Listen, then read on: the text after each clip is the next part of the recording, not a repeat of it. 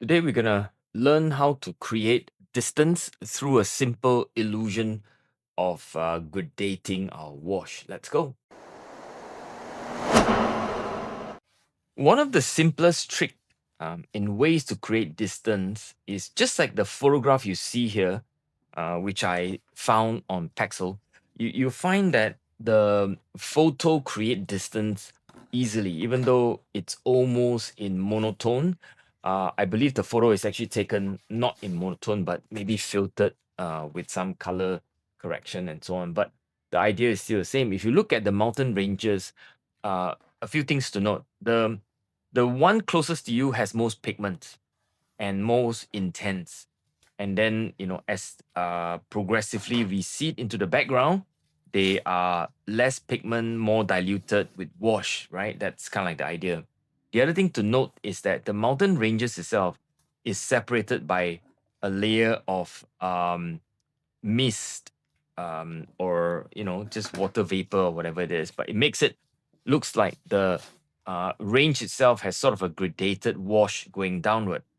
So if you look at the entire illusion of the multiple mountain range, you'll find that it's relatively easy to use this concept of gradating wash to then push or put different planes or different distances of the mountain ranges behind one another. All right, so I'm just going to demonstrate a very simple wash, and then you can try it at home.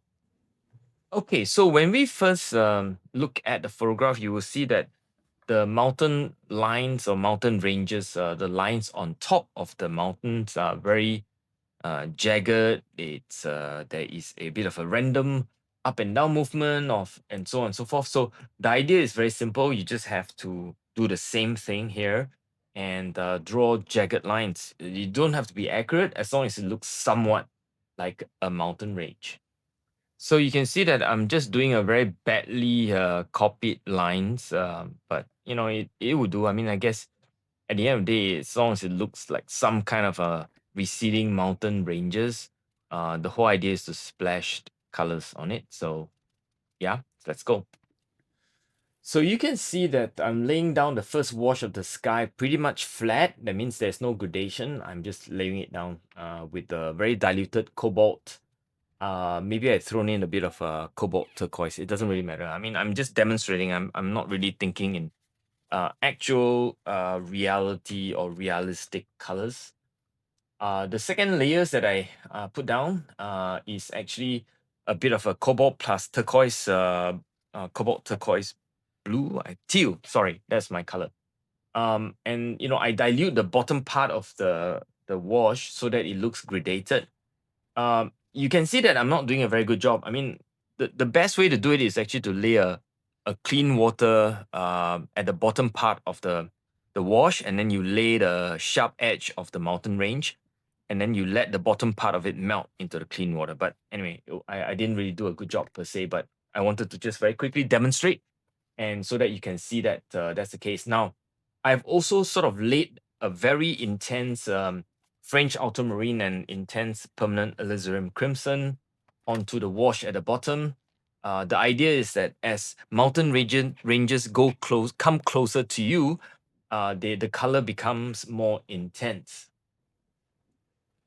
So I hope you get the idea that this is really an exercise of gradating and an exercise of receding mountain ranges. Now, I then do sort of a more potent mix of green, blue, and whatever colors I feel fanciful throwing at it.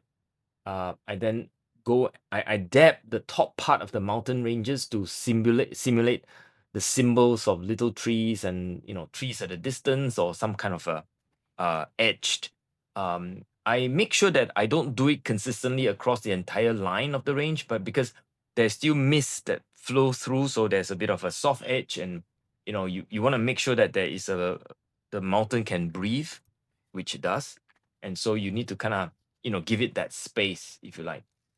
So anyway, I'm writing a new book. I call it Just Add Water. The 10 recipes for simple watercolor sketches.